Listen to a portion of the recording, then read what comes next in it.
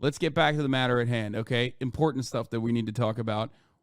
Conservatives talking about woke candy. That's right. M&Ms have decided to support women and flip the status quo. How are they doing this? By releasing an all-women M&Ms, okay? Which is, of course, you know, they're fucking hot. They're sexy. We all want to fuck them, obviously. And you know, we're very excited at the prospect of sexy-ass M&Ms. Tucker Carlson especially very excited, okay? But, you know, there's someone who's not as excited. Okay, before I even continue joking about this shit, one thing I have to mention here, okay? One thing I have to mention is, it is not woke to just fucking sell female-only M&Ms or whatever the fuck, okay? You are a dupe and an idiot. Most liberals don't care. They don't even think that this is good marketing. Nobody gives a shit, okay? It's just like they're literally sitting around in a corporate boardroom going, how the fuck do we, you know, differentiate the product? Oh, that's right. We can just trigger the right wing, okay? And then we'll get all the liberals to go out and consume this because it's like a protest against the right wing. It's consumer activism. It's dog shit. It's stupid as fuck. You know I don't believe in it. Who cares, okay? Who cares? Who gives a It's literally a candy. If you care about this, you are a delusional psychopath. And of course, Jason Campbell is awful Twitter audio stamp. Dude, Weeby, you are the number one right. Ben Shapiro stan. I swear to Christ, dude. Can't believe I made this motherfucker a moderator. Okay. He's like, you need to hear Ben Shapiro's voice better than the Jason Campbell one. I have a better audio video for you from my king, Ben Shapiro. Okay. Anyway, here it is. Ben Shapiro talking about female M&Ms. Well, folks, I'd be remiss if I didn't comment on the dumbest story of the day. Mars Company has decided that they are going to woke virtue signal. They've created an all-female bag of M&Ms. Now, it's not females in the M&Ms. They're actually like M&Ms, you know, like the little characters. They're making a bag with just the female M&Ms. Are you excited, ladies? Are you excited? The company announced the feminist-forward candy wrappers on Thursday, according to Fox 7 Austin, saying it will exclusively display M&M's female characters, green and brown, and most recently introduced purple M&M. In addition to featuring the 3 female M&Ms on the wrapper, each package in the limited run will only include the corresponding... This is the nastiest thing you've ever said, and it's so fucking true. I've never even thought about it, and you ruined my fucking brain right now, Morgan. Ben Shapiro is Kendall Jenner coded is so real. What the fuck? Oh my God. Oh my God. What the fuck? Why did you say this? Why did you bring this up? It's not even a joke. Kendall Jenner literally looks like Jen Shapiro. Oh my God. Oh my Lord.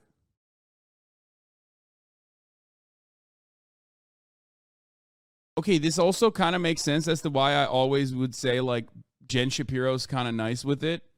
You guys already know my affinity towards Kendall. I think she's very attractive. That is, oh no. Oh, you ruined everything. You ruined everything. Why did you do this?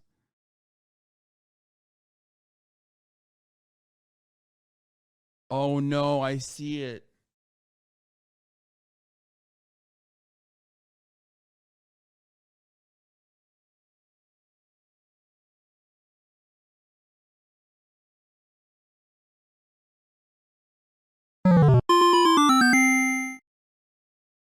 You know how this works. You know how this works. It's just like LA dog shit infrastructure, okay? It is what it is. It is what it is. It is what it is.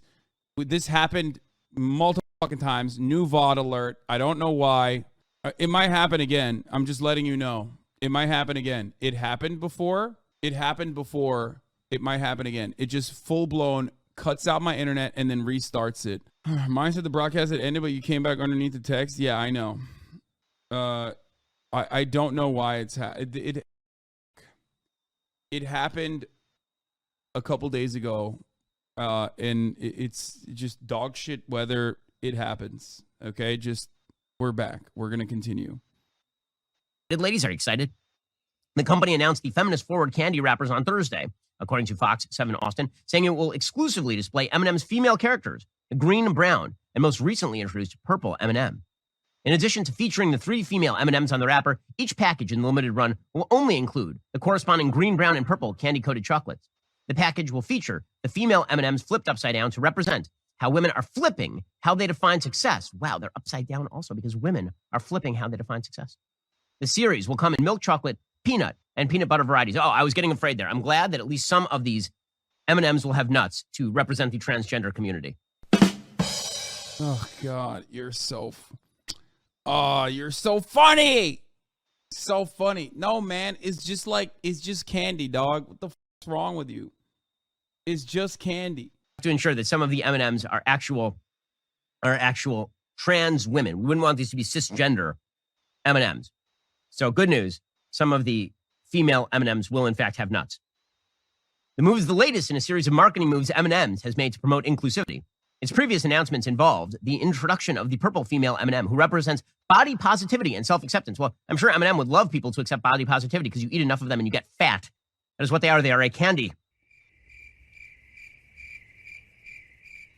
Early in 2022, Mars announced it would alter its mascots to reflect the more dynamic, progressive world we live in, saying the refreshed M&M's brand will include a more modern take on the looks of our beloved characters. So that's exciting. Mars Wrigley North America Chief Marketing Officer Gabrielle Wesley explained the move. Quote, women all over the world are flipping how they define success and happiness while challenging the status quo. So we are thrilled to be able to recognize and celebrate them. And who better to help us on that mission than our own powerhouse spokes candies, green, brown, and purple. Ah, so moving. So incredible. So unbelievably stupid. So women, do you feel represented now? Because I am fundamentally on the same side. If Ben Shapiro's argument is that this is just another transparent appeal to woke marketing or whatever it's nonsensical, it's stupid. But the problem is he takes it one step further and he makes it seem like it's actually serious. Oh man, all the liberals are actually going crazy over this. Where it's not that. No one gives a and then of course, everyone on the other side, people like myself, are going to look to Ben Shapiro and most likely Tucker Carlson if he covers this and say, you guys are stupid. You're so stupid. You're so dumb for caring about this. What's wrong with you? Get better fucking content, dog. Okay? And then the cycle fucking continues, It's so dumb. For real, what do Ben do all day if these dumb bullshit stories didn't exist? He would just make up more math equations for politics or something? Yeah. Yeah, I mean, look. We already know. We already know what what kind of status quo they have flipped for women in general, okay? For far too long, children have not been able to work in the workforce, okay? There was a pesky little thing. There was a revolution or whatever, right? Oh my God. And, there was a thing called labor rights, okay? And a lot of people fought for the abolition of child slavery. And honestly, for me, here at Mars, Nestle, and Hershey, I believe that child slavery is a fundamental plank of childhood development. The children yearn for the minds, if you will. Okay? And here at Mars, Nestle Co., okay, Mars, Nestle, and Hershey Co., we do things differently. We like to flip the script. We like to bring back old, antiquated methods of industrial production in the form of child slavery. Now, of course, fear not, we are not directly responsible for this, and the Supreme Court in the United States will not find us liable or complicit in child slavery. Because why? Well, we have a brilliant strategy of using third-party contractors. Now, famously, if we use third-party contractors who are also engaging in child slavery, then it's not our fault. Do you understand? It's not our fault, technically, because we didn't do it. It was a third party. You can't say that we are liable, okay? This is how it works. Aren't we just subcontracting child slavery? Exactly, okay? Exactly. And guess what? If America wanted to be the true industrial leader, maybe we would get our children to fucking work, okay? That's right. Oh, wait, they did that in Hyundai, in a Hyundai factory, as a matter of fact, in Alabama, where 11 and 12-year-olds were found to be working in the factory. So we do actually still do child slavery here in the United States of America as well. It's just not as commonplace. So what do I have to say to that? I say, let's get those fucking children back to work, baby. Let's do it. As of the green, purple, and brown M&Ms on the M&M package that you're guzzling down lonely in your apartment with your wine and your cat? Wasn't that a temp agency or something, though? Not much better, I guess. No, that's what I mean. They, like, look the other way, so they have a level of, like, distance from the utilization of child slavery or child labor in general, and that's how they do it, okay? Oh, yeah, it was child workers were found throughout the Hyundai Kia supply chain in Alabama. 4 of the major suppliers, according to the federal authorities' investigation that was conducted. There was a 14-year-old Guatemalan girl that worked this May assembling auto body components. Yeah. At plants owned by Korean auto part makers Asian Industrial Co. in the East Alabama town of Caseta.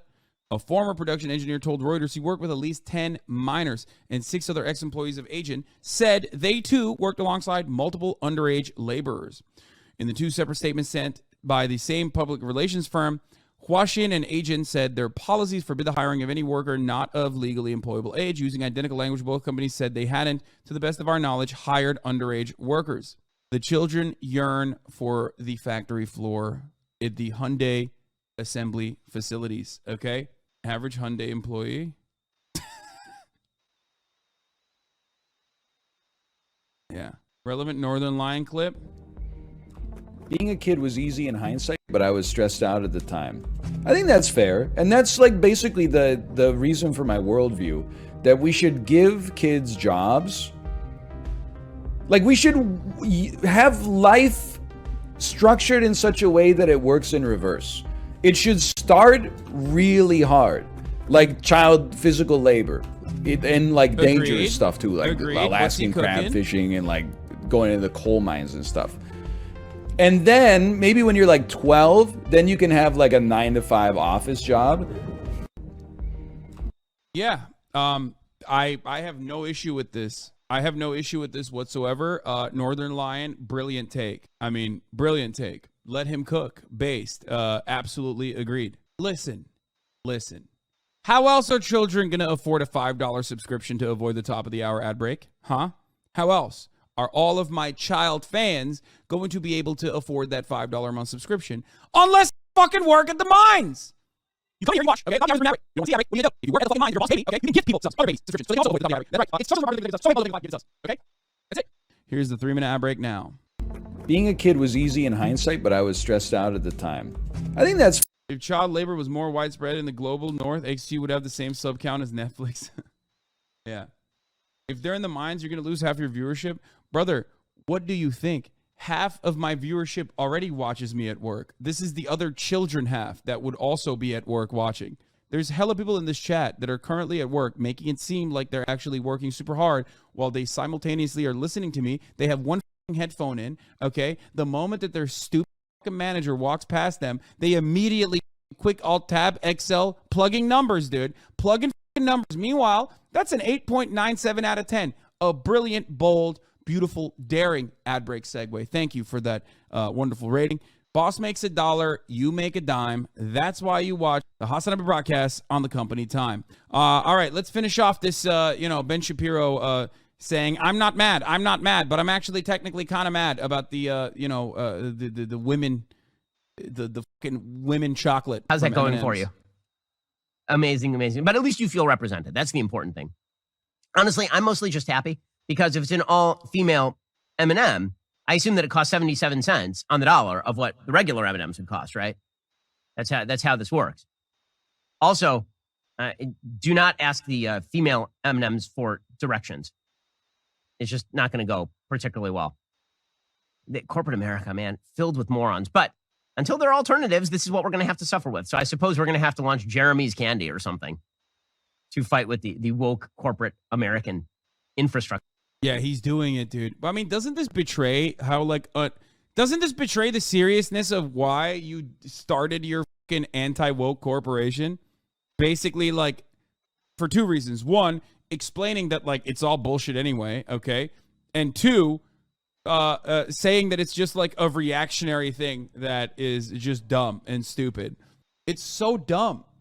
Anwar Kamalov, thank you for the 5, get the subs. Also, there is no tangible policy position that you can associate with full chocolate, okay?